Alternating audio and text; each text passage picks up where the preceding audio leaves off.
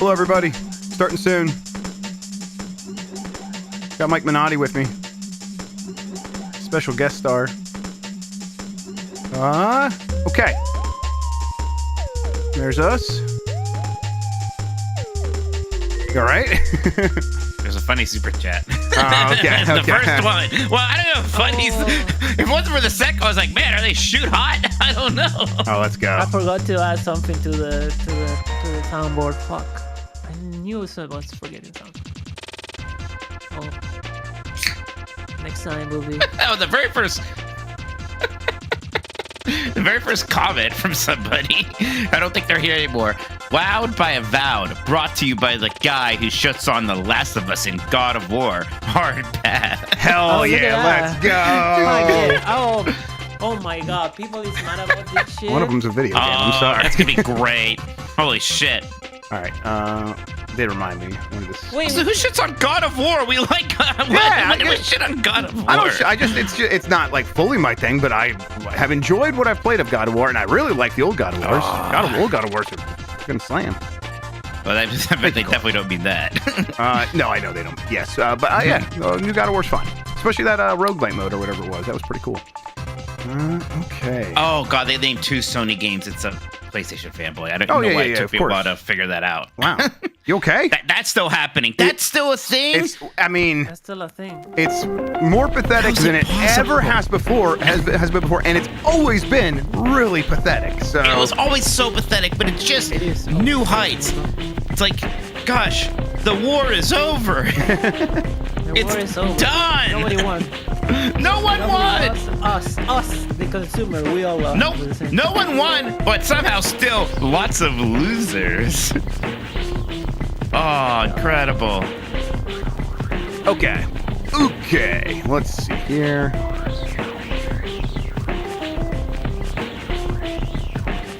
Gonna turn that down. Sorry, it took me a second to get this super chat. I was like, could it be a lot of places? Imagine if you were like an Atari fan back in the day. Those were the real losers. They got nothing now. What do they have, the Atari fans?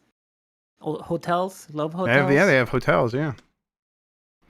Okay, there's that, there's this, and there's me. Okay, I think that we can probably get started, Mike Minotti. What do you want to do? Fantastic, yes, please. All right. I am ready to press the record button. I didn't test the music. Let's do that. It's okay. We don't need it. Not loud enough. Not loud enough. I don't hear it at all. Oh, there it is. There we go. Cool. All right. I'm going to bring us in. Let's do this shit. In 5, 4, 3.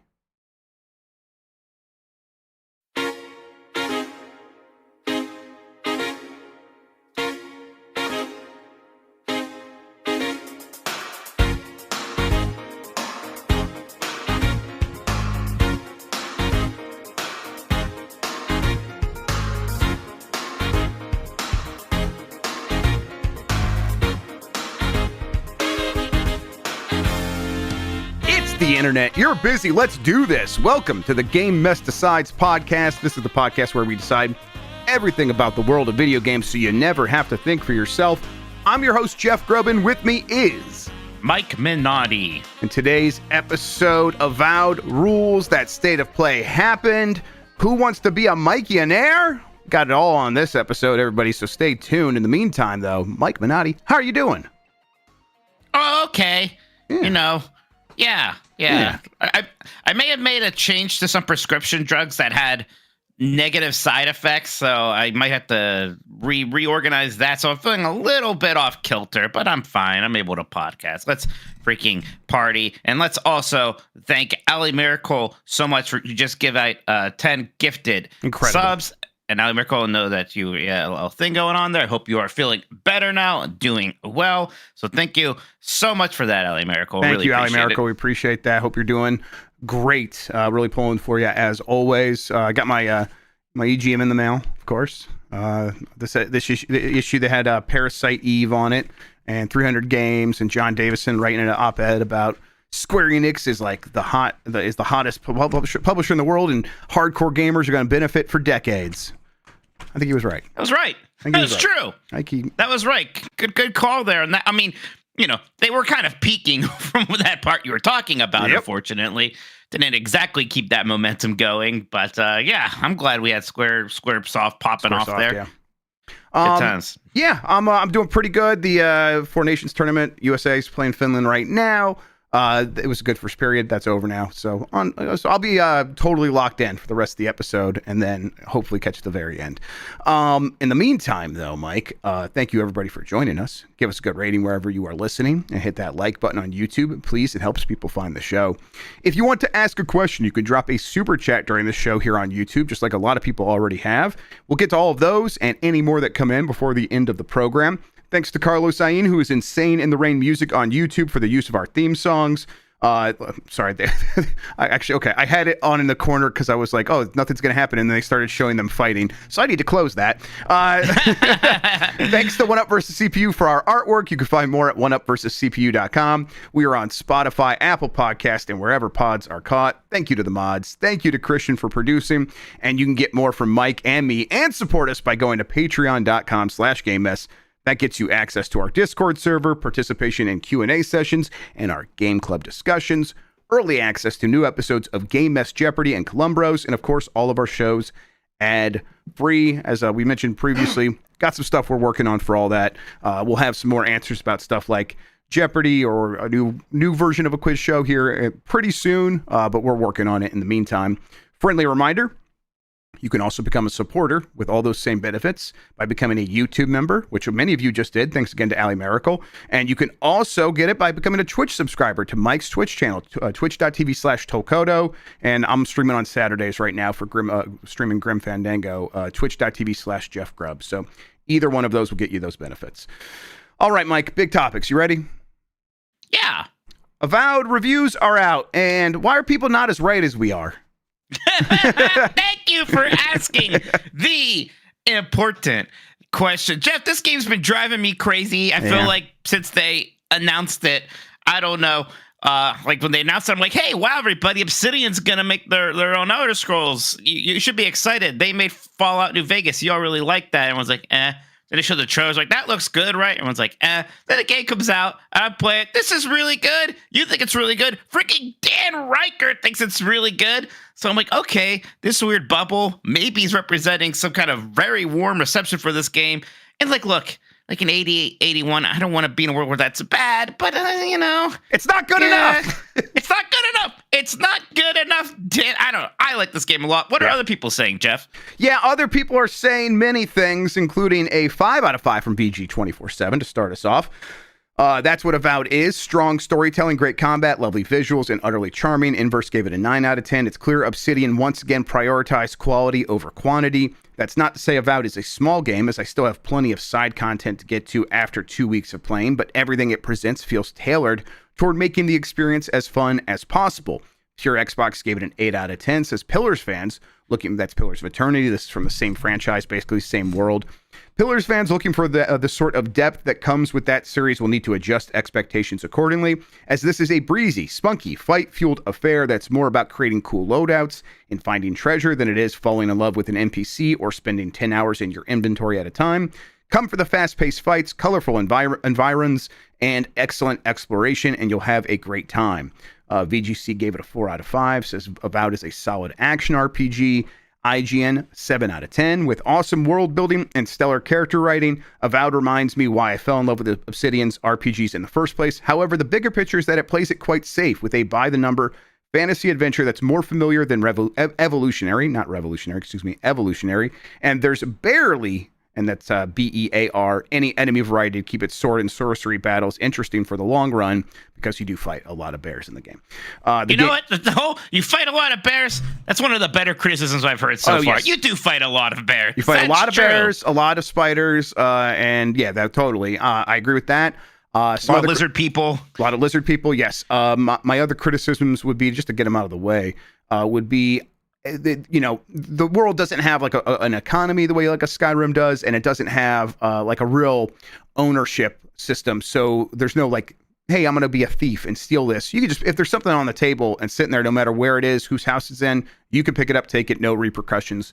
And I always like there to be like a little bit of like, oh, I'm sneaking in here to get this because I feel like I shouldn't be yet. It's not as systems rich as, like a Skyrim or an Oblivion. Yep, exactly. But I think that's part of the quality over quantity. The systems that are in here are all really good. Right. The trade-off, and like, I see some people say, oh yeah, the combat's good. I don't think it's emphasized enough how good the combat feels in this. It's definitely the best that combat has felt in one of these. Yes. It's so punchy. The different kind of play styles with the melee weapons, the magic, and the bow and arrows and pistols, they all feel different but unique. You're using cooldowns from yourself and your party members, a la Mass Effect 2, and the sort of side steps you do to dodge enemies. It feels very refined. It feels, again, punchy is the word for it. There's a lot of impact going on all the time. Yep, absolutely. I think another criticism, Jesse Norris from Xbox Era, who gave it like an 8.8 out of 10. He really liked it as well. He mentioned he wanted to experiment more with different builds. That became difficult later on because he couldn't find as many resources as he needed without like breaking down some of his current builds that he didn't want to break down, because a lot of the enemies don't respawn, so it became hard to farm for certain things. And it's like, oh, they could fix that if they just had a respawning enemies mechanic, which blood moon, as you said earlier to me. Add a blood moon. I think that would go a long way towards helping this game, and I think that's something they could easily add and probably will do. Outside of that, and I think those are nitpicks by and large. The game is, I think, incredible. It is so much fun to play. They like, hey, go explore the way you want. And what we're going to do is we're going to make all the quests that you come across and the main quests fun and not breezy, like as in like there's nothing to them. There's a lot to them, but we're going to make them easy to get into and always feel like they have a beginning, middle, and end. They have a payoff. They feel great to participate in, so that when you are ready to come back and get on the track that we built for you, you're gonna have a good time. And then when you do get distracted and you want to get off the track and go do your own thing, you can also have a good time and push up against the world. And then we're going to push back a little bit, just as a reminder of, no, you're not completely free to just go, like, survive anywhere. You're free to go anywhere, but you can't survive everywhere. And that, I think, is just a good give and take, a push and a pull. That sort of, hey, we are playing along with you as you play our game. We're here kind of authoring an experience, not by forcing you down a railroaded path, but by having systems in place to kind of push you in one direction and really push against you. And then you decide, what does that pushing against you mean? Do you want to keep trying to go into this woods that you keep dying in? Maybe sneak in, take out one enemy at a time if possible. You're free to try to do that until it becomes overwhelming. And then you're probably going to want to back off, go find some new armor. And that now you have your own little quest line that you've built for yourself of, I am underpowered, underleveled, underarmored, so I need to figure out what I need to do to like get that stuff up to match these enemies, and that becomes a new motivation to push you through the main story, the main quest, and all the side quests that you find. And I'm having a blast with it. I can't say enough about how much I like the game, the way the game looks, and not even just from like a graphical fidelity angle, but just the art direction where, a lot of these games kind of look drab or a little dreary, and you get that there's so much medieval influence on things, and things are just earth tones or snow. A lot of time that's what you get. But here, though, the world's very colorful and it's bright in a lot of ways, but they're using these very unnatural colors, all these very bright teals and kind of pinkish purples, again, like colors you don't normally see in nature. So there's something off-putting about it in a way too. There's something alien about it. So the world could still read as being dangerous and a little weird, right? It's not like it's, suddenly feels like you're in a DreamWorks movie or something like that. Yeah, but it just makes it, a lot more pleasant and fun to walk around this world when it is colorful and interesting and something I want to keep looking at. Yeah, I mean, the colors for sure. Like that stuff it continues to blow me away.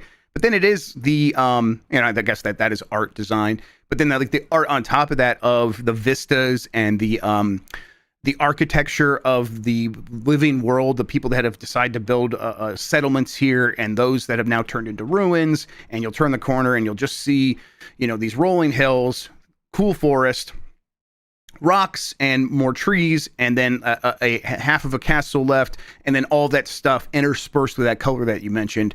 And I just love looking at the game. So that is a big part of it. It's just a cool world to be in that makes it, like, I think everything makes this game very playable, which is, I think, the word I would most use to describe it. You could just hop in, you'll immediately start having a good time, and then you'll want to keep being in that world because it is so strange and neat to experience. Yeah, absolutely. And I don't know. I don't know why I'm letting I know a slightly lower review score than I was expecting for it. Not bum me out, but just kind of throw me off kilter. Part is like, oh, am I out of touch? Because I don't know. I thought that this was just going to be received better. And it's even hard to get a sense of why, right? Because opinions are all over the place. Some things people are complaining about is a little bit hard to pin down. Some people bring up the story and writing a bit. I haven't had that much of a problem with either of those, but those are two very subjective things, right? So that could be, that's all stuff that can really tank your game. Like that is what really brought Veilguard down, it seems like, is everyone complaining about the writing specifically, right? Yeah, I think so. That clearly was for Veilguard. And, I don't get it here as much. I think, or if I do get it, I get it, but I disagree. Because I think what this game is going for, it pulls it off. It is not like, oh, that's weird or cringe or something that they're trying to have fit this into this game. Everything makes sense. All the characters' motivations are very clear. Their behaviors, I think, are very maybe metropolitan, and maybe that's throwing some people off because they're like, this is a fantasy game. But a lot of the people you encounter are from this very melting pot city where all these people from all over the world come and spend time together. That is just necessarily going to breed a certain culture that feels metropolitan, and so people are more aware of other people around them and more considerate in some ways, and then also more biased in some others towards certain groups of people.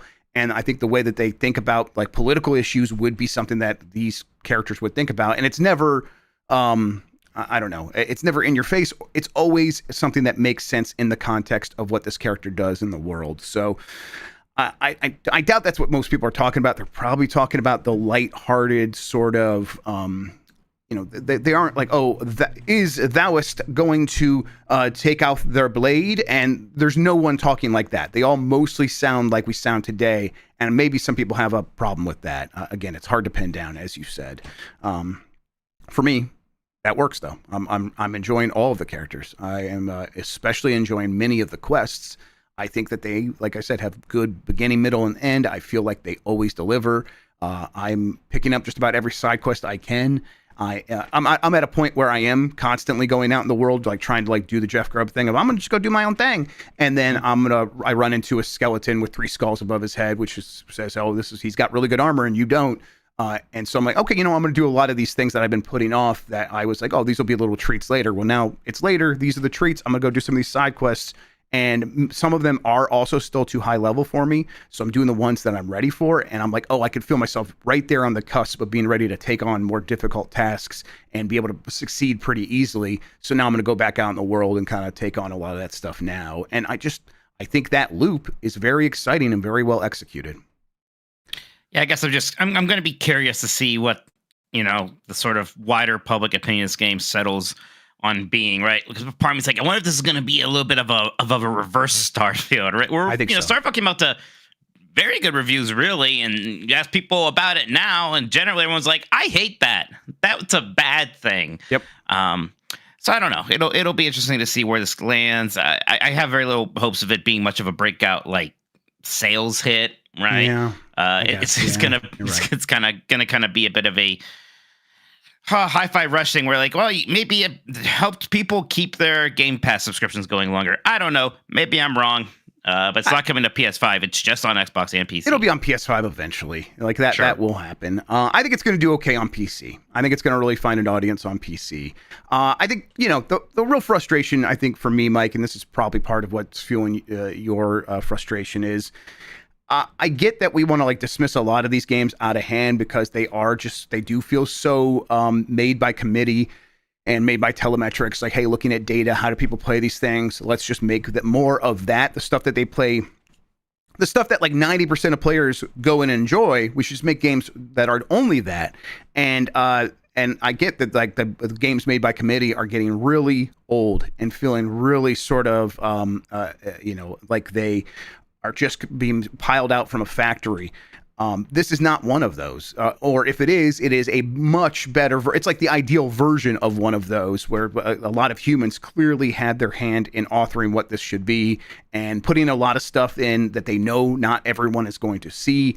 And I think that we should be like, hey, this is what we're talking about when we want these big companies to make big games. This is a good one of those. And so they should be rewarded so we can get more of them. And we just live in a world where people are so skeptical of all these kinds of games. And this one from the outside looks a lot like, I think, a lot of AAA slop. I get it. Yeah. And so I think it'll take time for that wall to break down. And once it does, people are going to embrace this game in the long term. I definitely want to play Kingdom Come Deliverance 2 right now. I saw a commercial for that on TV. Oh, on TV. There you go. That's crazy. Yeah. I'm still not really sure if I'm going to like, I don't know, but I almost like need to like get a sense of what people like, right? I kind of want to know like, why is okay, so this one's the 89, this one's an 80. And if that sounds ridiculous to you and to a lot of people like, oh, these guys are getting shoot hot about a game getting an average score of an 80 or 81. I get it. But I just like, I don't know. I thought higher for this one. Yep. Yeah. It is weird. I think Kingdom Come Deliverance 2, the more I play it, the more I'm like, this feels so much like a JRPG just set in Europe, and I think that's what a lot of people like. Like Lord of the Rings: The Third Age. Yeah, I mean, I'm just like playing. I'm like, this reminds me of like the beginning of Chrono Trigger in a lot of ways. It's like it's weird. I don't know. You should play it and kind of see if you. I know exactly what you're talking about. I mean, if you play Tales of Grace's F like I am, I think I know exactly what you're talking about. Yep. So yeah, I want to give it a go and maybe get a sense of what's up. I mean, I tell you one thing that I think people do want is systems, right? Boy, because if systems and variety, that's, I think, the big thing that people really want, not live service or these other buzzwords. That's what seems to be getting people hooked these days. Yeah, I think people just really want to feel like something was someone put something in this game and they put it in there because they really wanted to see it in there, and they like had ownership of it. And then once the player takes over the game and starts playing it, you get to decide, do you want to engage with that stuff or not? And whether that's systems or quests and branching quests that have stuff that like 99% of players won't see. I think having that stuff in there so players can ignore it or engage with it, that's where a lot of this magic comes from. This game is doing that for sure. All right. I think we'll probably talk a little bit more about Avowed next week. I will be interested to see kind of how things shake out and see if the narrative kind of like builds, like where does this arc bend towards us or towards that 80? And I'll be curious to see where it ends up. If like and it's on Steam, I think if like the Steam user reviews this time next week are like mixed, I'll just be like, man, I don't know. Maybe am I out of the game? I just don't know anymore. Yep, I've been feeling crazy a lot lately, and this one's one of those for sure. Okay, there was that Sony State of Play. Mike, you were watching this. We did a talk over. You were not on that, so I'm curious what your thoughts are. Like quick takeaways. What were the big standout games? What's your letter grade? Tell me all your thoughts. Yeah, I guess my letter grade is probably a bit more like a C, maybe a C plus. I don't think it was bad or anything. Part of it is just, like the stuff I'm really interested in. Nothing crazy there, perhaps. I mean, and again, maybe me sounding old again. By far, the best looking game to me was Shinobi, which awesome. we oh my god, we finally got a better look at Shinobi: Art of Vengeance, and it looks so freaking good. It's so clearly taking stuff from Shinobi 3, including like the little surfing section and stuff like that. Lizard Cube did such good work with Streets of Rage 4, so I cannot wait for Shinobi. I mean, gosh, even when I was looking at the list, it's like, yeah, it's not. There's plenty of good games here. In terms of the announcements, I mean, the one big thing was Saros, House Park's new game, and that is allowed to be a one big thing for sure. But I just didn't really get into Returnal for whatever reason. Part of me wonders, and maybe when I get the new PC, that might be something fun to try on PC because it's a pretty game, and maybe I'll get into it more, and I could get a little bit more excited for it. Again, we'll see. There was it was something that kind of you all were talking about, these action games, right? That all are kind of just blending together to me. And I think some of them could be fun, and maybe I want to check them out. Sure.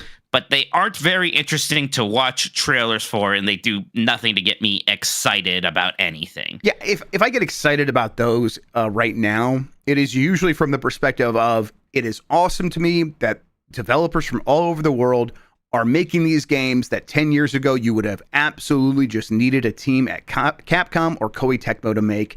And now these teams are coming from all over the place, Korea, China, and they loved these games themselves, and now they're getting a chance to make them, and I'll see if they're good when I get to play them. And in the meantime, they are all beginning to blend together. So excited that we're getting a lot of them, and then picking out which individual one to really get my hopes up for. I'm just not that person right now. So yeah, I know, like Sean, I think that really helped him because he loves those, and I think he would take 20 of those. And there's going to be a lot of people out there like that. I think and I'll wait for Sean to tell me like which ones are worth checking out. Yeah, right? Exactly. I will rely on that crew to kind of be like, all right, we're going to go play all these, and then we'll let you know which one's like the most close to Bayonetta 2 or whatever. And then I think the other half of the thing with the state of play is, a lot of familiar stuff that we know is coming out very soon. Monster Hunter, Yakuza. Things like that. Sure, and I get it. There was some new stuff that was surprising, like Warriors Abyss, that roguelike. That's interesting. I know that came out. I gotta see what people thought about it.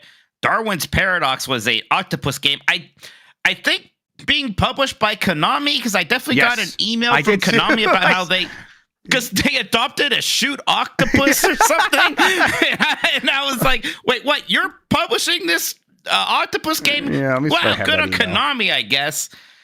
I'm still trying to figure out how I feel about Sonic Racing Cross Worlds, because first, right, as Sean pointed out, I was like immediately despairing because it immediately was just nothing but a bunch of Sonic characters racing on a normal track. So like, oh, this isn't transformed. This is going to be like Sonic Team Racing again. But then they started going to at least the levels of other places. We didn't see really different characters, and it is called Cross Worlds. So it's funny because somebody even asked us on a show not too long ago, like, hey, like the thing that really made Transform great wasn't necessarily the other characters. It was the tracks designed around the other characters. I was like, yeah. But now that I'm looking at it, I'm like, I still want to play as knights or something. So that could be good. I still just want to see more of Cross Worlds and what's going on with that one. Yeah, I think there was a press release for that one as well, and I read that, and I still felt like I didn't have the clarity on like what did the Cross Worlds, like him crossing to these other worlds, really mean. So still some. And part of me is like, hey, there. don't enough people like Transform? Can't you just tell me it's like that if it is like that? Yes, exactly. Like you don't have to be coy about it. Anyway, from my email. Konami adopts Charlie Darwin, an octopus at the Aquarium of the Pacific, ahead of new video game announcement of Darwin's Paradox. So I'm glad we both got that email. And I definitely did the same thing. I'm like, what the fuck? Like, what are you talking about? I do think, so like Saros is announced for 2026, and part of me is like, yeah, they got to show like one more big game that we know is coming out this year. They're not doing that, and it's like, oh, I guess there probably isn't one. It's going to be Ghost. It's going to be Death Stranding, and gosh, there's something else I think that they have. Yeah, but, Death Stranding, Ghost of Yotei, Those are like the really big ones. There's also Lost Soul Aside, that is Sony Interactive Entertainment, but not PlayStation Studios. Oh, Marathon. And then Marathon. Those are the ones. Yeah. Like the PlayStation Studios games really is just Ghost of Yotei, because even, Marathon is Bungie, although they are slowly becoming PlayStation Studios. Right. But it still counts. PlayStation's publishing Lost Soul Aside, and God, I can't keep. Oh, Death Stranding 2. Death Stranding 2, yeah. And I think, listen, that is a pretty good year. Like, let's be clear, that's a pretty good year. I just think, like, when we're like going into a state of play, that's not the games people are listing that they're really hoping to show up. They're hoping for a bunch of the other ones that we're still waiting to hear about. And, the House Smart game, okay, we did get that. That's 2026. I think the reality is, Mike, and this is like informed speculation, not fully 100% confirmed, but pretty informed speculation. Those are the games for this year. Don't expect anything else really from PlayStation this year. And then 2026 is when a lot of that stuff will pop off.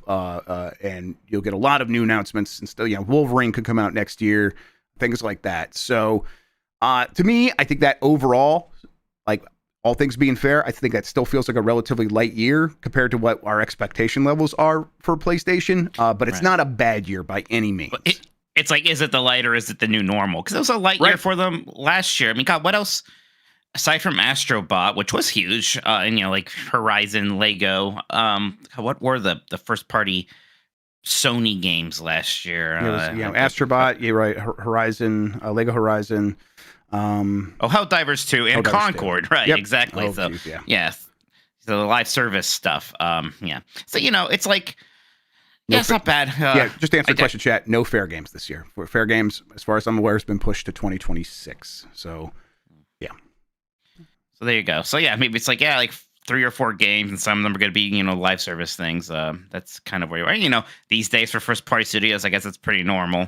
Right. I just remember the heady days, Jeff. I know. I mean, yeah. And it's like, I think PlayStation wants to be putting out more games than this. I think this year, like, Xbox is going to have a ton of stuff, and now that stuff is going to be on PlayStation. So it's not like that's hurting Sony or anything. But, I think we're still going to have that comparison a little bit of, hey, like PlayStation, one of the reasons we care so much is first party.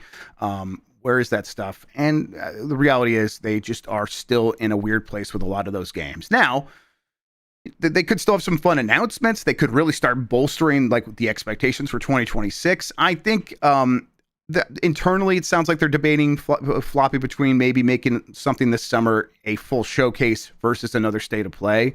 But they are considering a showcase. So, and if they have a showcase, that means they'll have a lot of stuff to talk about. And at that point, you would definitely expect to see Wolverine and a lot of other games that could come out next year. Gummy Bears from Bungie, like Jay Arthur said, that whole thing. Yeah, right. Gummy Bears apparently still very far away. So I think that maybe they teased that somewhere, but that's still very far off. And then there was one other like tidbit that I wanted to make sure I reminded people about. Marathon. Marathon wasn't here because they're probably going to do their own thing. Bungie does their own thing usually for Destiny. They're going to adopt that same, we're talking to our audience, strategy this year as well. So I think April, we probably hear from them about Marathon. And it would just be its own thing, separate from a state of play. Okay. Overall, I thought, like, hey, my state of play expectations are always so low. B minus is kind of where I settled at. But like when I look at these games, I definitely see the C, and like you said, some of these things just didn't work for you. I probably had my expectations too high because, like, I was hoping for maybe one big third-party announcement, something like a Resident Evil. Yeah, that would have really helped. You're right. That might have helped, and maybe just like I said, there's going to be one big first-party announcement, and it just is a game that doesn't necessarily pop off for me. Could very easily end up being a game I adore and love. We'll see, but just like seeing the announcement for it doesn't send electricity through my body. Right. Okay, and I think that's going to do it for the big headlines this week. What we should do now is we're going to take a break. We'll come back, and we got plenty of super chats to talk about. Let's see what the folks want to talk about, Mike. Does that sound good? Absolutely. Do that right after this. All right. Good deal. Let me see here. I'm going to make sure I have that game ready to go. That is ready. We'll have a break before we do it. Yep, that's right. I just want to make sure I have the doc open. I do. There it is. Okay. I'll bring this back in if you are ready, Mike. Did you get that hat at Target? I don't remember. I got it. I think a I long have the time same ago. hat. I just got a winter hat recently, and it looks almost exactly like that. Very frequently get my clothing apparel from Target, so Okay. it seems quite likely. Yes. We'll see. I'm ready. Okay, cool. I will bring it in. All right, Mike, we have super chats that we must attend to. Can you please attend to them? All right, here we go. Big Fresh 37 says, can't wait for tonight's Mount Rushmore. No matter the topic, Mike will be sure to bring up Halo just to shat on it and cut it. My favorite recurring bit. Mike, you're such a Halo hater. Look, I know, what can I do? What can I do? Maybe Halo should be better. I liked the last Halo, and you all hated it and drove the series into the ground. What do you want me to do? I tried. I'm also like exact same opinion on Halo, where I just never cared about it that much. I beat Halo 2 at least, to be fair. You apparently haven't beaten Halo 2. Yeah, everyone's mad I didn't beat Halo 2. I mean, I started Halo 2. Hey, Mike, I mean, Mike, you're good. You don't need to beat Halo 2. Come on. And we love Halo Infinite more than anybody. Apparently. They really don't like when I mentioned that I played Halo Reach like all the way through when it came out. Wasn't that moved by it. Doesn't do much for me. Oh my god, I just threw my I'm glad mouse this on the got ground. brought up because between glazing Avowed and then saying I didn't like the state of play, I was too worried about my balance on the console war meter these days. Yeah, the most we got important thing to worry about. You gotta really shake that up sometimes. Let's make it happen. Yeah, okay, go ahead. Big Fresh 37's back. Since my last super chat poked fun at Mikey, let him rant for a bit about how rad Shinobi looked since he couldn't make it to the react. God, I wish I Death Note, instead of Death Note, I wish I had you can't even play Shinobi Note. All these shitters, all these fuckers, you don't deserve Shinobi. Shinobi's gonna be so good. I think it's gonna rock. I can't wait. I remember like the very first teaser we saw of it, I was like, oh, maybe this is Metroidvania. This one I got less that impression. It's hard to tell, but I think it's probably more traditional level-based game is my guess. Totally right now. fine. Now, there's plenty of Metroidvanias out there now. Sure are. Simon from Saskatchewan says, today's game mess at 40 minutes and 25 seconds to 40 minutes and 28 seconds with no context is good. I did go to check this clip. Okay. It's Sean saying, let me listen to this again real quick. Yeah. You need some good beats while you're beating some ass, is what Sean said. So that's the quote there, with no context for anybody. Perfect. We'll get that. We'll put it on the soundboard. Simon from Saskatchewan says, please do a tier list of love to hate for these. I think this is for me, judging by context. Mm-hmm. Follow, but not too close missions, brawl tripping, Lazarus Pit, Dan's mainline Mario list, apples. Okay. Apples is at the top. Hate the most. Okay. I hate apples the most. I think apples is number one for me on this list in terms of love. Okay, no one asked you. After that would be Dan's mainline Mario list. I hate that, but I don't hate it as much as I hate apples. Then tripping and brawl. That's the third most hated thing. Followed by the Lazarus Pit. Those are bad too. And then the escort missions or the follow but not too close missions. Those are very bad though. Boy, I hate those. I hate all of these things. I don't love any of them. No love. Yeah, I feel like there's been some okay follow but not too close missions. Never better than okay though. Like acceptable, adequate. And then another one here from Simon from Saskatchewan. Thank you, Simon. Says, please watch 30-second YouTube clip of David Lynch on product placement. Had that clip on repeat in my head lately for some reason. Not sure why. Do you know this clip? No, I'll check it out. I might have seen it before, but it's not coming to mind.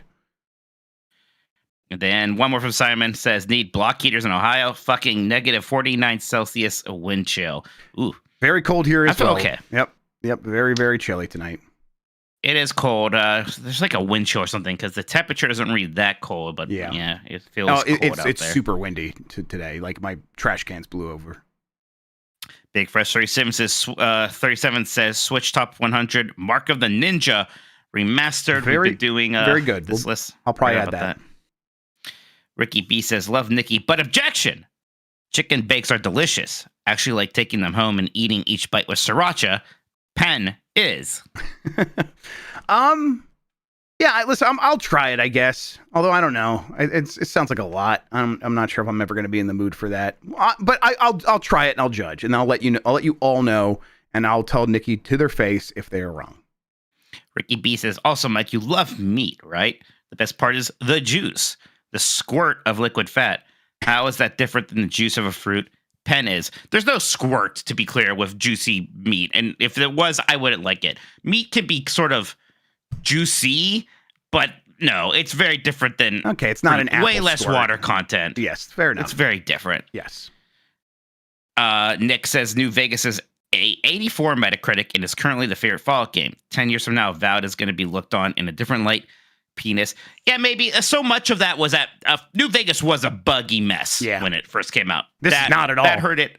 This is not. Like, especially, again, for one of these kind of games are almost always very janky, very buggy. Look at freaking Starfield. Mm-hmm. Oh, that's right. Oh, now I'm remembering some of the Starfield reviews. Like, this one's not even that janky. It was the jankiest one. It was so buggy and so janky.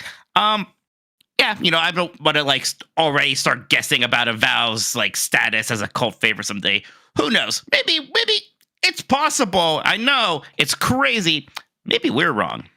Maybe. I doubt it. I doubt it, but maybe. I doubt it. I'm definitely. I'll make my bet now that I think this game is going to be very fondly remembered and be one that people point back to frequently as a game that was underrated at its time. Wokagaba Ghoul Boy says, thanks for taking my power metal call on voice. You're not welcome.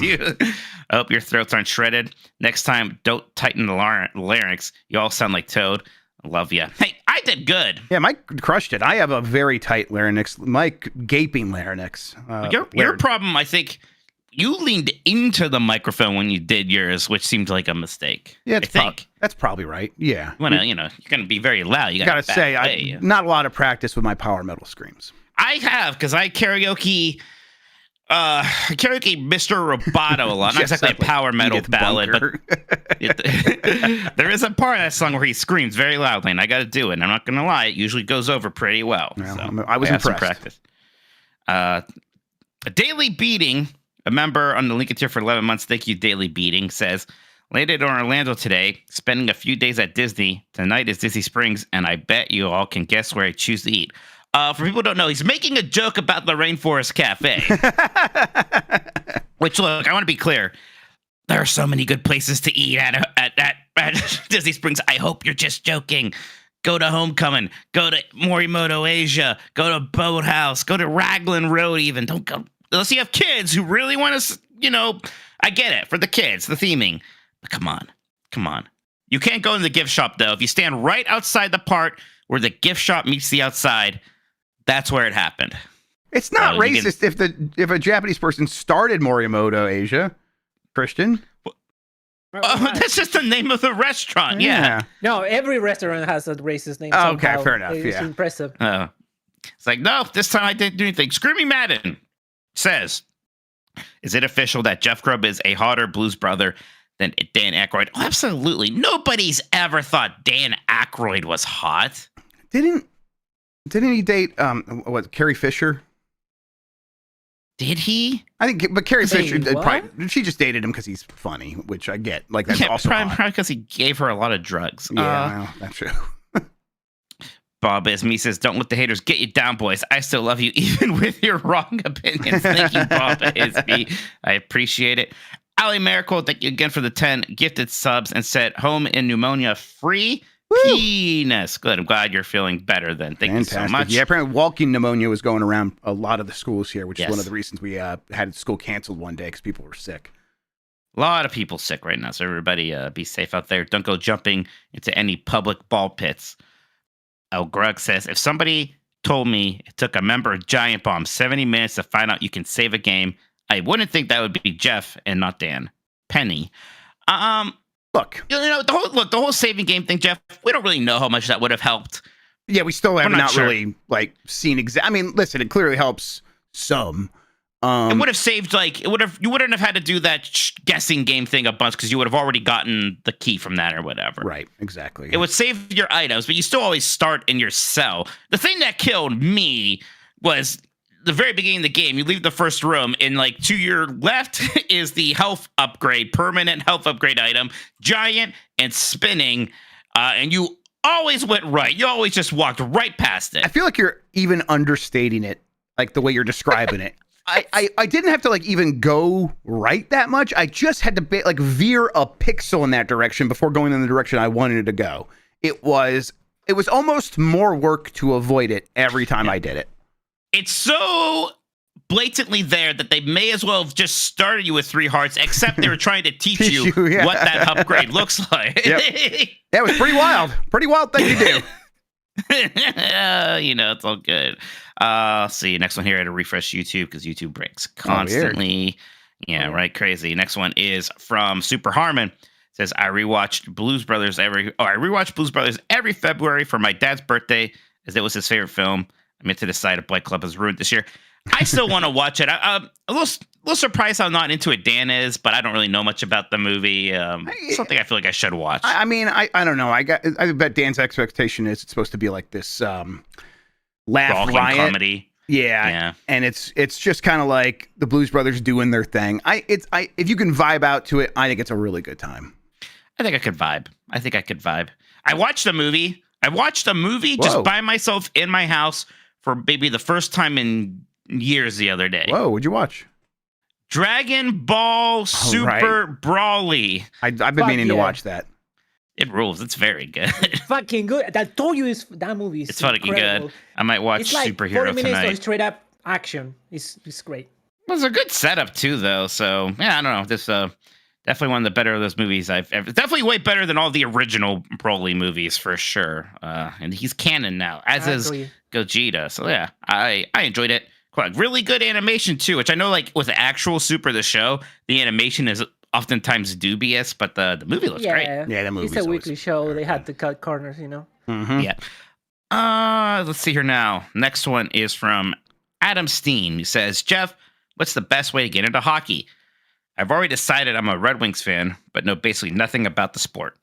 I mean, listen, a good way to get into it is to pick one of the classic video games. That way you can learn the rules. That's how I learned the rules of every sport, was playing the video games as a kid. And then I would watch the Four Nations Cups right now. Go watch USA's playing Finland right now. Yesterday's Canada versus Sweden game was incredible. It was so good. It went to overtime, 3-on-3s, the best players in the world going back and forth. You couldn't catch your breath. It was so good. So go, if you have ESPN Plus, if you have ESPN, if you have ABC, I think it's on all of those channels. It's on right now. So as soon as we're done, go watch it. Don't go right now. Does hockey have an equivalent of like Ken Burns' baseball documentary? Because back when I was getting into baseball, just watching that sort of helped me. I don't know. It's funny. Like I was like, okay, I'm caught up on the sport now. I know all the important things that have happened, and now I'm ready to go. Not exactly like the Ken Burns documentary, but they have there's a lot of like good 30 for 30s that will like catch you up on some of the bigger moments in the sport, and those are all really, really good. Man, I remember watching 30 for 30 back when there was just 30 of them. Right? Exactly. They were good. Now there's a few more than 30. Just a few more. Carlos Lopez says, will Xbox ever hit an unquestionable home run? Are they satisfied hitting singles and doubles? Are they shooting for homers even? I mean, they've definitely shot for homers. They wanted Starfield to be a homer for sure. Really, they wanted Starfield's the one that to be a homer. Starfield's really like what happened, right? When like everything's in Xbox, you could trace that right back to Starfield not hitting the way they needed it to hit. Yeah. It's like if Starfield can't do it, nothing can do it. Well, you asked them on the couch one time, pretty point blank, like, hey, like a lot of these games like aren't really hitting, aren't being like super big. I think you talked to him shortly after the Redfall incident, right? And it's like, okay, like, so like, maybe we get the sense that you never really believed in Redfall. I forget if I might be phrasing this incorrectly. He said something basically like, what is like the game that you think gamers really should be looking forward to? And he said Starfield at that time, right? Yeah. And it was, I think, right when they had that amazing showing for it that summer, and it looked like it was primed to be this home run. And it just kind of wasn't. That said, you take enough swings, you'll get a home run eventually. At a certain point, it is almost looking like bad luck a bit how long it's been to get a home run in terms of both big critical success and big like player sales success. Yep. I mean, I think that some of them that they're working on are still going to try to be home runs. I think Perfect Dark, they'll try to really push. But, yep, maybe at best for now, triples. At best. Dr. Wright says, how long do y'all reckon till Avowed hits PS5? I mean, before the end of the year. I think before the end of the year. Yeah, by the holiday. Maybe this fall. Yeah, put it out this fall. Like, unless for some reason it's really not a hit and it doesn't sell at all. They're like, it's not worth it. I don't think that's going to happen. Yeah, but just if it gets out before the Christmas season this year on PlayStation 5, it'll do just fine no matter what. Totodial 000 says, Jeff, before playing Avowed, did you remember that it had guns? Yeah, although I did, as soon as I got one, I did send a picture to Mike and be like, oh my God, it has guns. Why didn't you tell me? Yeah. Yeah, it's funny. I've been using a bow a lot, actually. The bow's That's fun. Been kind of fun, yeah. Yeah, it's all fun. I mean, but everything you do, no matter what you choose in that game, it's fun. They make it all feel really good. Chris Pratt says, no Mario Arcade at State of Pain. So sad. Any news on Mario Arcade at the rumored February Direct? Getting tired of having this arcade in my laundry room. That's very funny. He really buy it and keep it in his laundry room, just like he remembers going to the laundromat.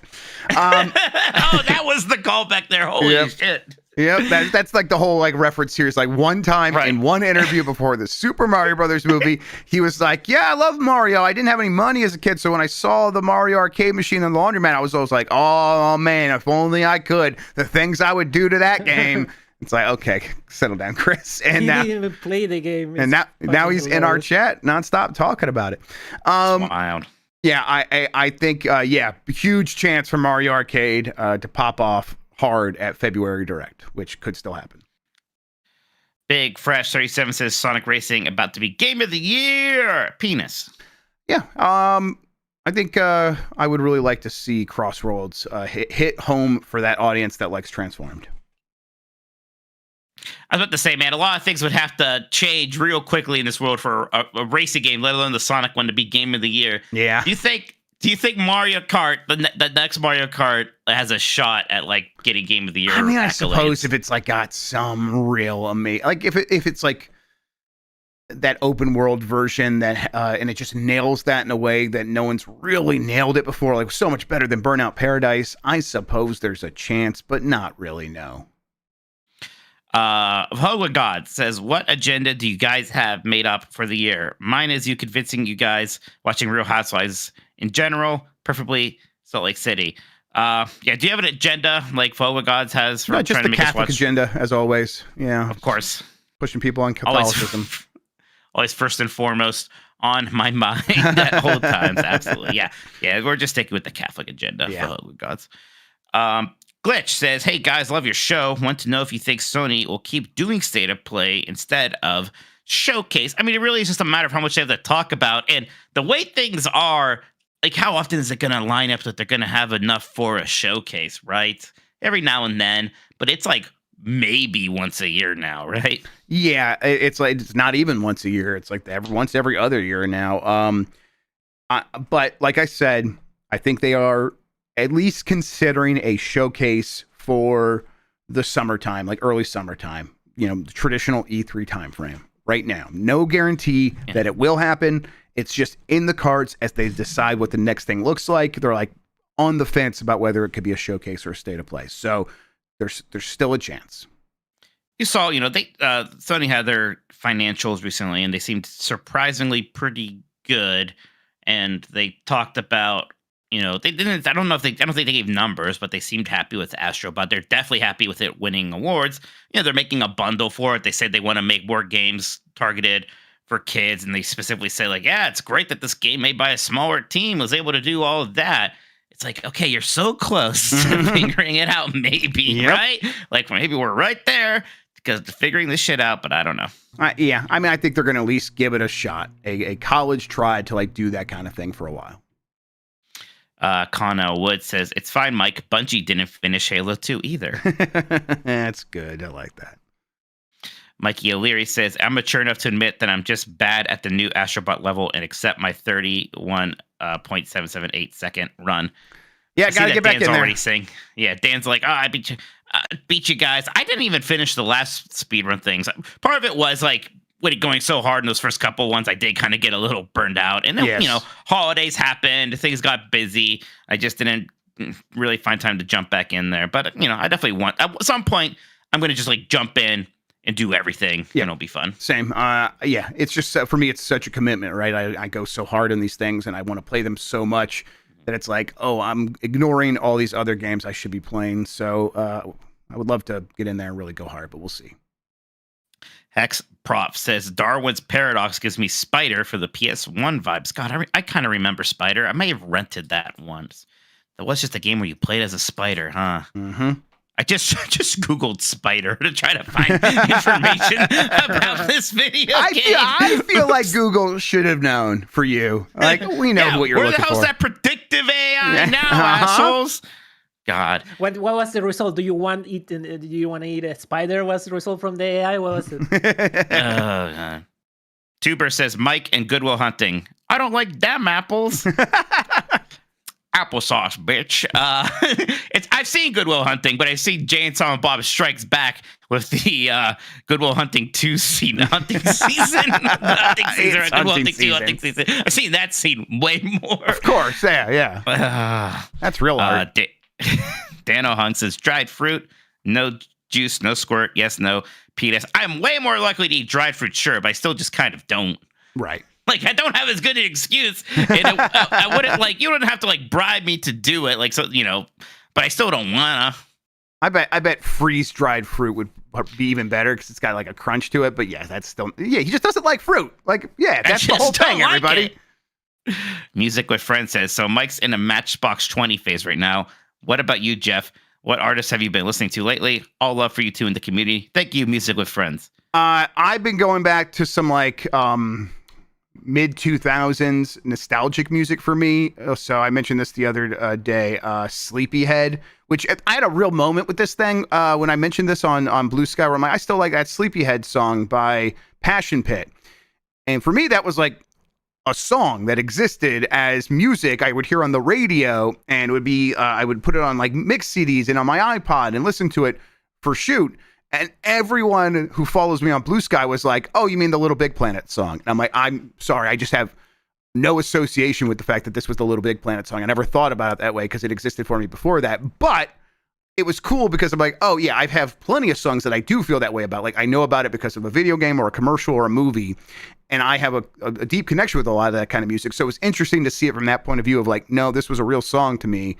And I'm happy that so many of you know about it because of this commercial. But yeah, it's a lot of stuff like that from that era right now of songs that I really went hard on back then, kind of got sick of, and now I'm like, oh, I'm an old man filled with regret, so time to listen to that again.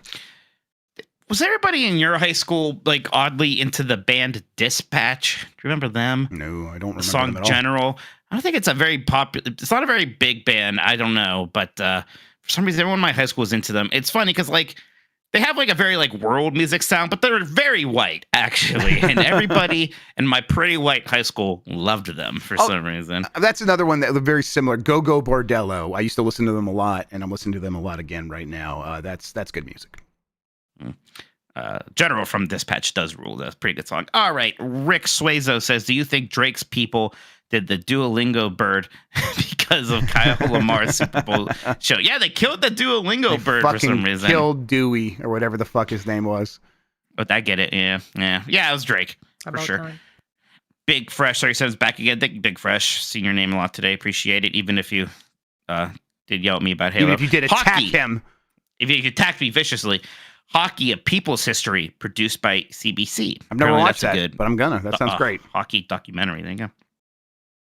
That boy Jerry says, when we getting a Connect Blight Club game?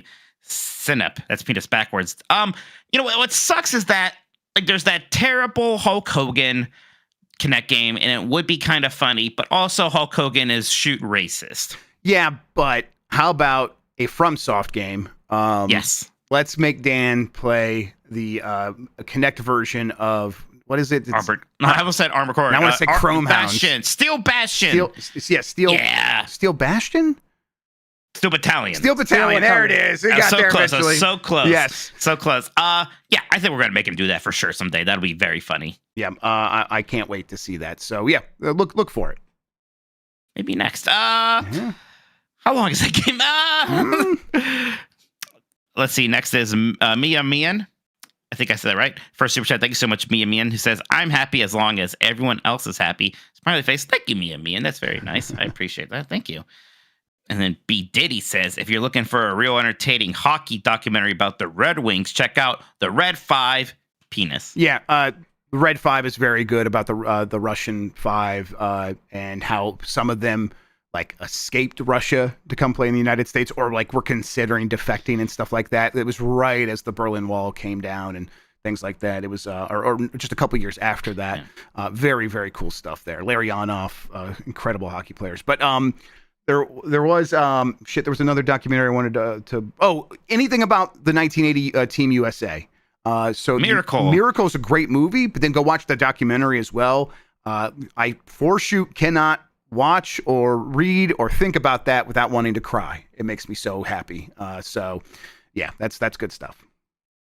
It's funny. I look back at live chat now, done with the super chats. I just see all these people saying "Steel Battalion, Steel Battalion," try and name it for us. Yeah.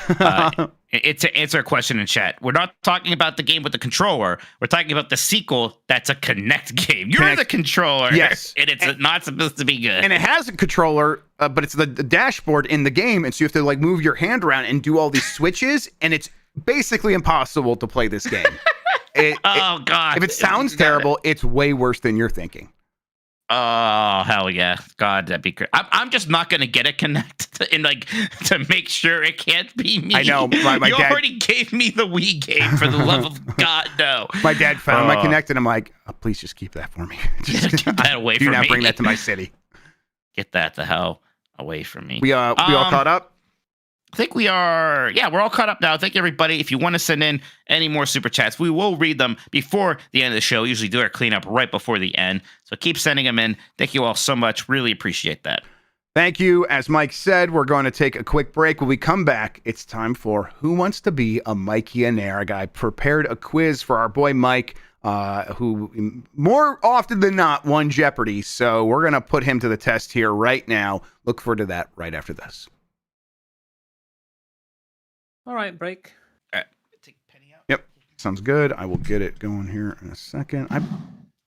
Christian, back when I used to do this, did I use like a Who Wants to Be a Millionaire like website that would have like the questions and the sounds and all that? Yes. Okay, I didn't do that this time, sure but if I do, I'm going to do that again if we do this again. Yes. Because I forgot to do that. I think it had like the sound effects and everything. Yeah. Okay, well next time, everybody. I remember it broke. Probably, I think. That sound. Didn't it broke?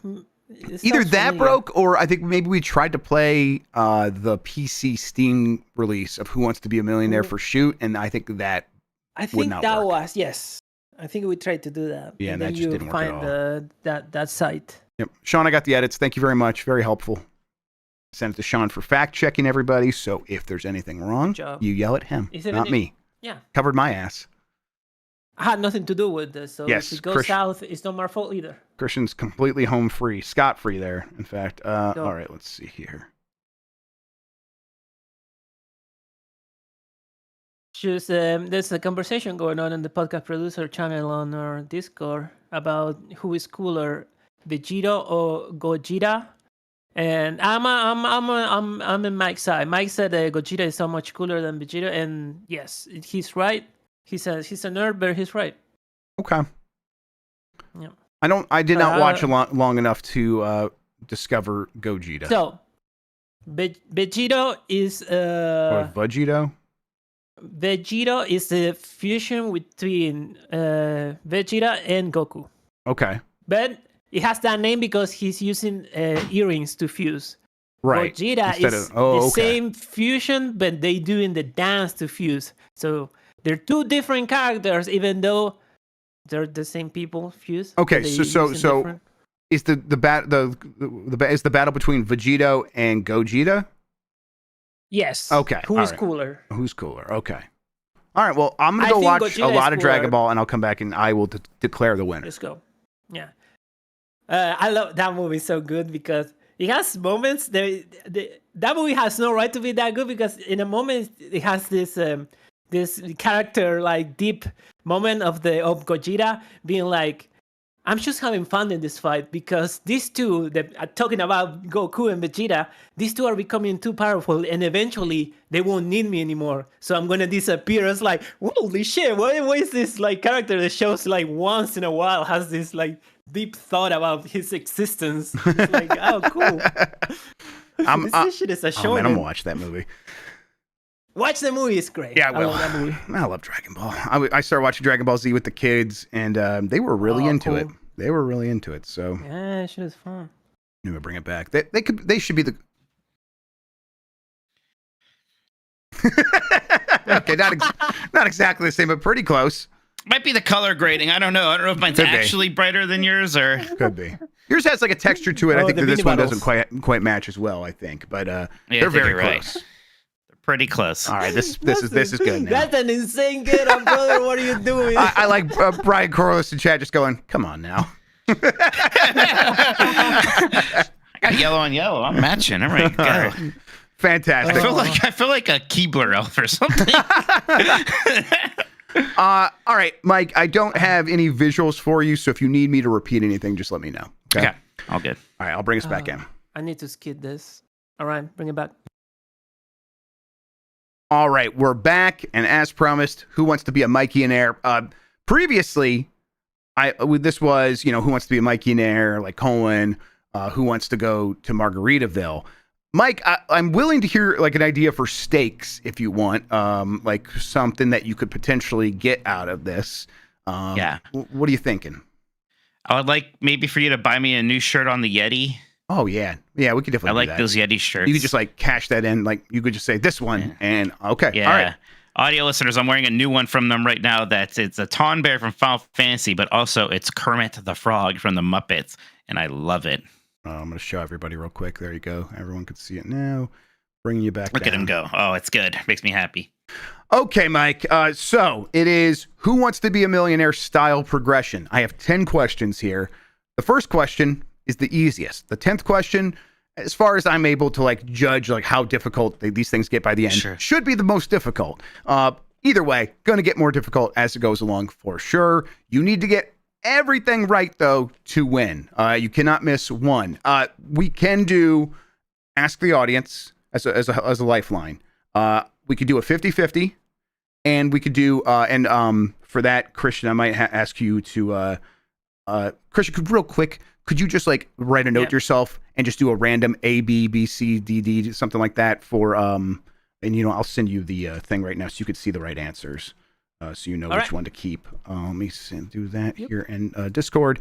And then so we'll ask the audience, and then we could do a phone a friend if you want. Phone a brother, I think it was before. Yeah, hopefully they're awake. Yeah, phone a brother or text a brother. I don't know. We'll figure it out. Whatever's like the least disruptive. All right, Christian, I'm sending this to you just in Booty Boys. There you go. Okay.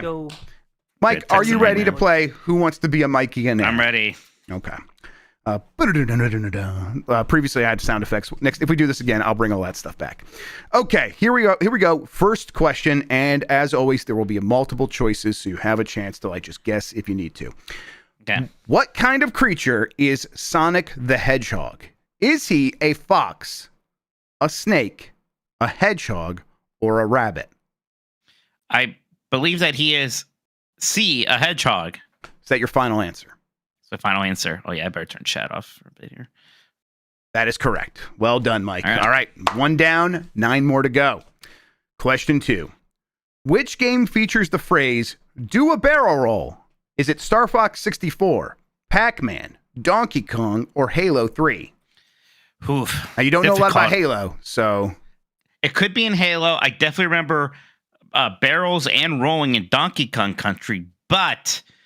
I have horrible nightmares, and in them, a anamorphic that's a hard word. Yep. Anamorphic fox is being yelled at by a bunny to do a barrel roll. So I think I'm going to go Star Fox 64. Final answer. Final answer. That is correct. Well done. All right. Question 3. Which one of these was a launch title for the PlayStation 2?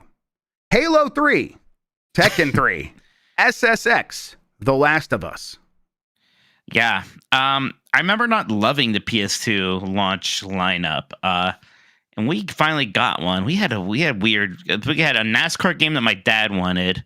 We had Dynasty Warriors 2, which that's like the first real Dynasty Warriors, right? Because the first one's a fighting game, and even then, I was like, I don't know if I get this.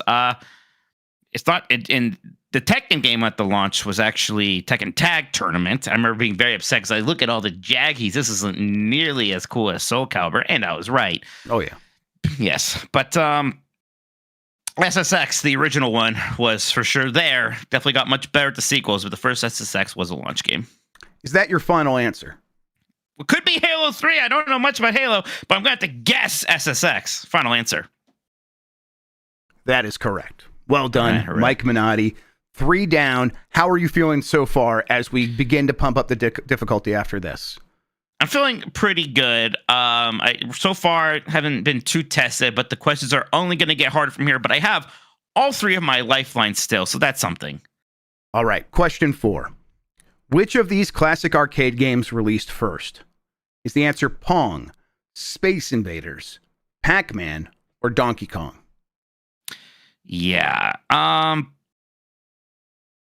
Pretty sure it's Pong. Just a little scared. Can you say it one more time? Yes, your answers are A, Pong, B, Space Invaders, C, Pac-Man, or D, Donkey Kong. Yeah, I mean, it's either Space Invaders or Pong. And Pong's older than Space Invaders. It's Pong. Final answer. I hate this. I hate the pausing. He went with A, Pong, and that is correct. Well done, Mike Minotti. God. Okay. Phew. I was a little scared. I'm like, I was so sure, but you never know sometimes. All right. In my table here in Google Docs, this is the last of the medium difficulty questions. Let's Question go to 5. it. Question 5. What is the name of Sephiroth's signature sword? Is it A, Excalibur, B, Buster Sword, C, Masamune, or D, Ragnarok? Yeah, this one, I am a bit of a Final Fantasy head. The Masamune was an actual legendary sword. At least there was an actual swordsmith, or maybe just a legendary swordsmith named Masamune. There's a Masamune in Chrono Trigger as well. This thing shows up all over the place. I believe his sword is, in fact, the Masamune. Is that your final answer? Final answer. That is correct. Well done. So far, you are halfway through this quiz. No faults so far, and all of your lifelines. Feels pretty good. Okay. Moving right along to question 6. What is the first weapon you acquire in Dark Souls if you choose the deprived class? Is it A, longsword, B, wooden club, C, estoc, D, broken straight sword? Ooh. It's okay. Estoc is just the flask, so I don't think it'd be that. It's not a good weapon. Now, I was almost for sure it's the club, and it might just be a broken sword. The whole thing is that's the shitty class, and you kind of like start with it as, I don't know if it's for a bit of a challenge or whatever, but that's like you're like wretched and all that stuff. God, it could be a club, and it could be if I'm between two, doing a 50-50 here might be smart. Could be dangerous. Part of me just wants to say could be dangerous, because if I get club and broken sword, you could get Norm Macdonald. I'm still not exactly sure what an S-Talk is. So that's the other thing, too. But I don't think it's that. We have 5 questions left, though, too. Part of me is like, well, just guess now. And then we have 3. And we could be really good to go in the future here. Could just be a club, but it could just be a freaking broken sword. It's definitely something shitty that you get. I've been watching so many challenge runs, and they almost always start with wretched. You think I'd remember. Why don't we do the 50-50, Jeff? Sure thing. Christian, we're doing the 50-50 on this one. Can you tell me which 2 to get rid of? You should get rid of longsword and broken straight sword. Okay, that means, Mike Minotti, here's the question. What is the first weapon you acquire in Dark Souls if you choose the deprived class? Your options are B, wooden club, C, estoc. Sure hope that estoc isn't anything. I believe it's wooden club. Final answer. Mike Minotti. Yes. That is correct. Okay. Well done. Okay.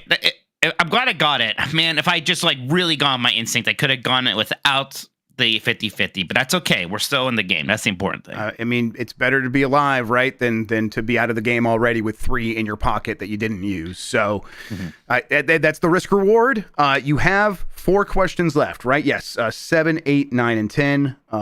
The numbers got messed around because our editor, Turbo Sean, suggested I switch around 7 and 8. But this is question 7.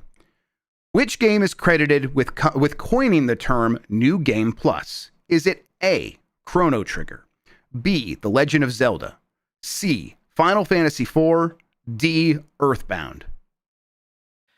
Oh, that's interesting. I mean, coining the phrase, I wonder if that means it has to be in it, because Legend of Zelda definitely has the second quest. Not really called New Game Plus, but is it more of a not metaphorical, but not literal? Yeah, I think it's just Legend of Zelda. It's older than all those games, and it has... Is New Game Plus really the phrase there? Kind of. Yeah, it makes sense. I know New Game Plus today. I don't have the visual for you. I would just clarify that New Game Plus would be in quotation marks here. Okay. I'm going to say Legend of Zelda. Is that your final answer?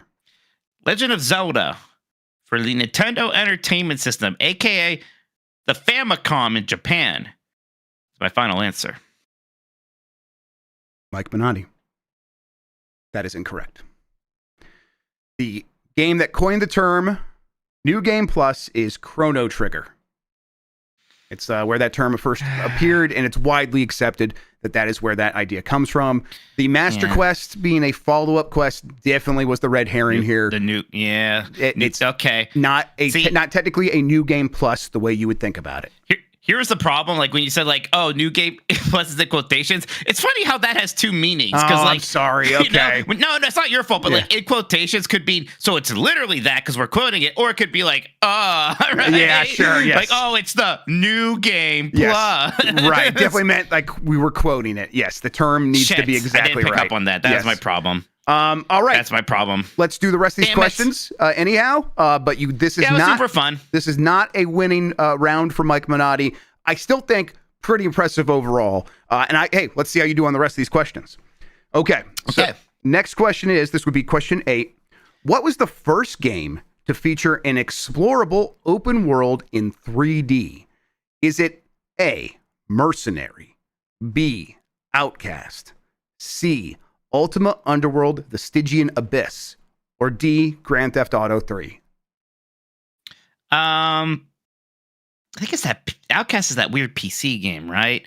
I don't know if I call Ultima Underworld an open world, so I would say Outcast is my guess. Yeah, this one was one that Sean helped me with. Apparently, it is Mercenary, a 1986 video game that had Mercenary. Yes, it's a old game. This was definitely a tough one. I was gonna miss that one then, so okay, feels better. When I was kind of like first putting this together, Ultima Underworld, The Stygian Abyss was like was the answer, but the question just wasn't worded correctly. So.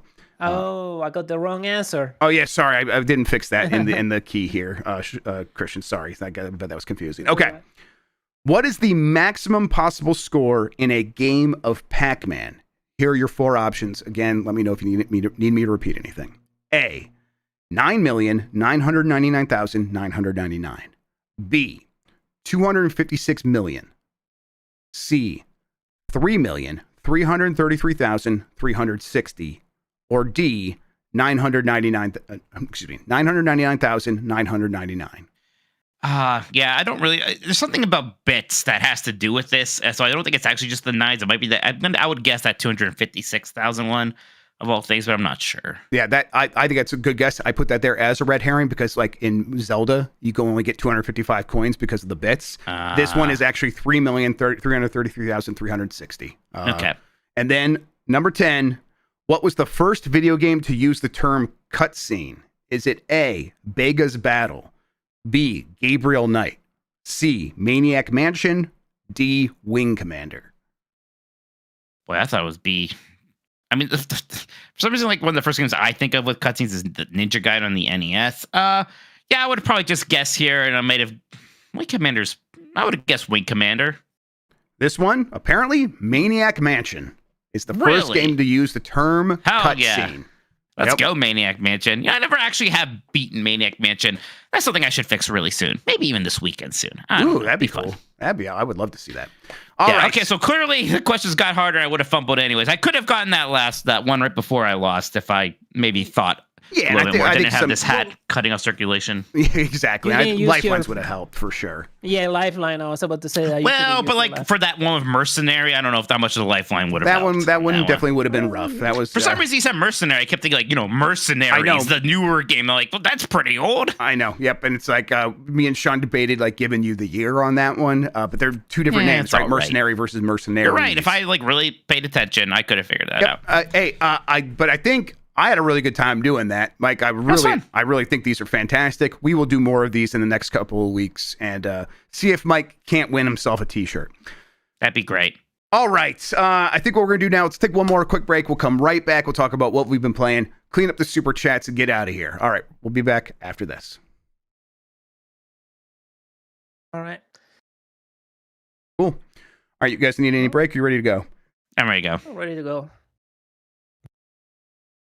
All right, we're back. Mike, what have you been playing other than Avowed? Or if you want to talk more about Avowed, feel free.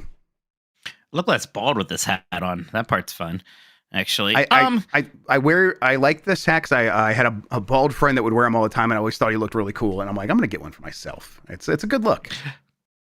Yeah, Jeff, I mean, it really was a lot of Avowed and something else we can't really talk about yet. I did just play a little bit of Virtua Fighter 5 Revo.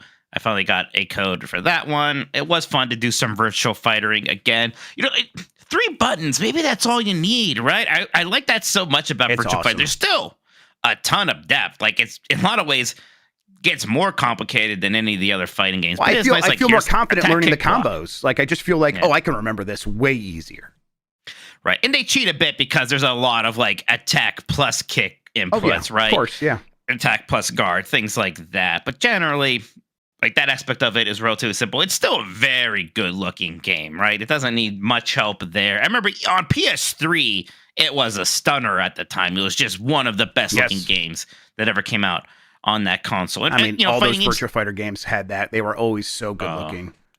Well, fighting games are just kind of well suited for that because, you could put so many of the polygons into the characters because there's just not really that much else you have to render a lot of the time. And you could afford physics systems on the clothing and stuff like that. I just remember, was it Jackie, or whoever it is in that game, his jacket in Virtua Fighter 3, them showing that off in screenshots and EGM and me just being like, well, that's the future. Look at that. Yeah. So, I definitely had a good time. More than anything, I am very excited to see what a new Virtua Fighter is going to look like. I'm so glad they're working on that. I'm so glad Sega's bringing back all these franchises in general as this big company initiative where I talked about how excited I am for Shinobi. I think that looks absolutely fantastic. And yeah, when we get Virtua Fighter 6 or whatever they call it, I'm going to be diving in pretty deep on that one, I think. Also, apparently USA is destroying Finland right now. Jeff, you'd be happy to know. Yeah, I'm not watching the game, but I see the score ticker and it's gone. It's constantly going up to 5 now. There you go. Anything else? Yeah, I mean, I think that's it. I talked about Tales of Graces before. I'll play some more of that before next week. I don't know if it's happening tonight or if it's tomorrow, but Wario Land 4 is hitting NSO. I never actually beat that one. I could go for that. Yeah. That game just has one of the most powerful start screens ever, right? With him and his lowrider, his purple lowrider. Yep. It's so freaking cool. So it's already out, says Nick G. I'm going to play some Wario Land 4 tonight. Maybe watch Dragon Ball Superheroes or something. I think. Oh hell yeah! Yeah, It's funny. I'm in a bit of a Dragon Ball mood, but I'm actually I just kind of first these 2 movies I hadn't seen because I saw Battle of Gods and liked it. I saw Resurrection F, liked it a bit less. Then Brawly was awesome, and I know Superheroes was supposed to be very good too, if not quite as good as Brawly. So, and then maybe I'll go back and watch some of the old ones that I liked as a kid, like Tree of Might. Tree of Might. The premise of Tree of Might, aliens are going to come to your planet and plant a tree that's so big it's going to suck all the energy out of it, turn it into one fruit. That's terrifying. And then you eat the fruit and you get all of its power. That's pretty badass. That's a good concept. I love that shit. It's it only works in an anime, which is why anime is cool. That's awesome. Tree of Might rules. World's Strongest is also pretty good, but it's no Tree of Might. All right. What's the name of the bad guy on Tree of Might? I always forget. I called them turles. I was watching a video. I think it's more turles. Okay. Turles. Yeah, And I thought he was Goku's brother because he looks just like him. Apparently, Right. he's just some other Saiyan who looks more like Goku than Raditz does. Every low class warrior looks like that. Apparently, They say that, but then I watch Broly, and there's plenty of Saiyans around. No one else looks like Goku but Bardock. But whatever, that's fine. Yeah. I mean, trust me, I know that they're retconning the plot of that show every week, so that's okay. But yeah, Jeff, how about you? Did you play anything else? Yeah. I can say I actually just got an email from the Sega Corporation, and I can confirm that I've been playing Like a Dragon, Pirate Yakuza in Hawaii. That's one of the other reasons I haven't had a lot of time, because I've been playing Avowed. We did that Monster Hunter beta. That's been keeping me busy. And then Like a Dragon, Pirate Yakuza in Hawaii. Can't talk about specifics yet, but on February 18th, I will be able to. I think that's going to be in time for the Bombcast. At the very least, it'll be in time for this show next week. So I'll talk about it then. But I have been playing it a lot, and so that's kind of give you a good idea of kind of where I'm at with it. And then Kingdom Come Deliverance 2. I'm still kind of like in the beginning of like getting the adventure started. I think it's got a fun intro. I definitely do not dislike this game.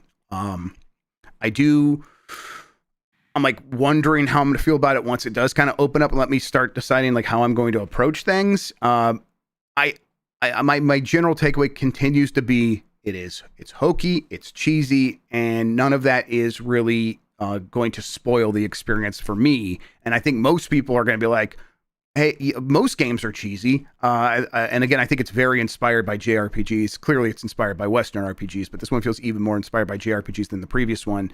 And it's like all the stories in those are also equally cheesy. And this is just doing that, but in a setting that makes it all feel so fresh and unique that a lot of that stuff really works. I don't think anything I've done so far has like felt great. Like going from the combat of Avowed to this is... it's a massive downgrade. It's a massive downgrade in terms of how fun it is to do the combat in this. It's trying to be more technical, but I don't think it's as technical as some first-person like sword fighting games that I've played before. And so it's like, okay, it's not as good as some of those, and it's not as fun as the best first-person fighting and that we've had in an open world RPG. So that's rough. But overall, I think I get what people enjoy about this game at this point, and I just need to see that, like, okay, once I get to the point where the game sets me free, what happens then? And if I like it at that point, then I'll probably really stick with it. Until then, though, it's like, well, okay, this has dragged on for quite some time. I kind of need to see the rest of this for myself to really decide. Yeah, I definitely do need to see what's up with it, just to kind of have an opinion and just an idea of like, okay, like this is, I don't want to sound like somebody's mom. Like, I want to see what the kids are into, right? There's a little bit of that. Like, man, people seem to really like this, so let's see what's going on. Yep, it was. Yeah, I think number one on the list right now is Avowed. That's the one I want to actually see that through and beat the game. I'm hearing it takes about 50 hours, so it's going to be a commitment. But I've been playing quite a bit, so. See, that's part of the things. It's like before it came out, some people were like, "Oh, it's not going to be that big," and I'm like, it's pretty big. And I don't know. Didn't get any points for that, I guess. Yeah, no, yeah. A lot of the conversations about this game beforehand no longer apply, and it's like, no, it does all that stuff you were worried about really well. It's like, well, we found new stuff. Like, God damn it, what's happening? Why don't people like this game? All right, that's it for me though. It's been a lot of playing the games that we knew would be coming out this month, and then keeping me busy. And those have been hitting so far, which has been excellent. Okay, Mikey, why don't we clean up those super chats and then we'll get out of here? Right. Yeah, super chats. Did we get any more? Yeah, we definitely got a couple more, I think. At least one. I'm loading them right now. Yes, from Philip Rodriguez, who sent a super chat with no message, but thank you so much, Philip. I appreciate Phil. it. Tuber says all of Mike's Dragon Ball takes are fully correct. Thank you, Tuber. Yeah, I tweeted. I wanted to skeet this right after I watched the Broly movie. At the time, was like, I don't know if I can say this, and then the next day found the courage, just be like, all right, this is one of the nerdier things I skeeted, but Gogeta is way better than Vegito in terms of the fusions of those characters. Yeah, I need to decide for myself. Yeah, Vegito's not even a good combination of those names. Like, what, Goku gets one letter? that whole transaction. Yeah, Vegito sounds like a weird spread from Australia. And they made Broly such a good character in that movie. No, Gogeta Chile. looks cooler. I might watch this. It has that very soon. It's the that vest. The vest looks great. The vest looks great. I also just like the fusion dance more than the earrings. The fusion dance is fun. Fusion dance is fun. Next one here is from El Grug, says yellow beanie / hats for Game S Hall of Fame. There you go. That's right. It's our new thing. Yeah. I thought I would be too hot wearing this indoors. I actually feel not too bad with it. So this could just be my look now. Who knows? I like it. You look fantastic. Anything else from the super chat bucket? It looks like we are all caught up. All right. Well, in that case, I've hit the button. Mike Minotti. Podcast producers, how to vote. Always be Corgi says, that's right. They're doing their own Vegito. Well, no, wrong. It doesn't matter. Just tell me the results always. I don't know where to look. What's up, Jeff? They're having a big conversation about it in podcast producers. Hell yeah. All right. Mike Minotti, where can people find you on the internet? I mean, Gogeta was in Fusion Reborn and Broly, like two of the best movies. I don't even know what leg Vegito has to stand on. You can find me Blue Sky as Tokoto, streaming on twitch.tv as Tokoto. Check out 90sdisney.com. I believe AJ's working on a new site that might be up now. Yeah, I believe it is. So check out our new site at 90sdisney.com. Check out our old shows as we get ready for new ones. I'm glad it's like, I don't love the idea of there's two ways to fuse characters, but I prefer that than like, hey, we're going to take turns deciding who's going to be the dominant one in our fusion. So this time when we do our fusion dance, we're going to be Gogeta instead of Vegito because I'm going to be weird this time. So it doesn't work like that. The fusion dance, always Gogeta. Yes, exactly. Gogeta, right, excuse right. me. Yeah, I prefer that that's the way it works. Like, that's right. Yes, exactly. Yes. So cool. Earrings are, it's just weird. All right. I work for a site called Giant Bomb. I do a morning news show, Game S Mornings. You can tune in for that tomorrow. Vegito won the podcast producers vote by one vote. Give me a break. Yeah, they're wrong. You know, and that was just someone trying to make you mad, right? Come on. Oh, right. Yeah. I don't get quite as mad about anime takes as video game ones, because I not to sound like a douchebag, but like I know I'm right when it comes to video games. God, that is like 90% of the show is just me and you go by like, it's my opinion and I know I'm right. It's like I don't get why everyone doesn't understand how right we are. Yeah, been doing this 35 years now. I think I know what I'm talking about. Thanks for watching, everybody. We're gonna get out of here. Until next time, have a good one. Take care of yourself, and bye-bye. Goodbye.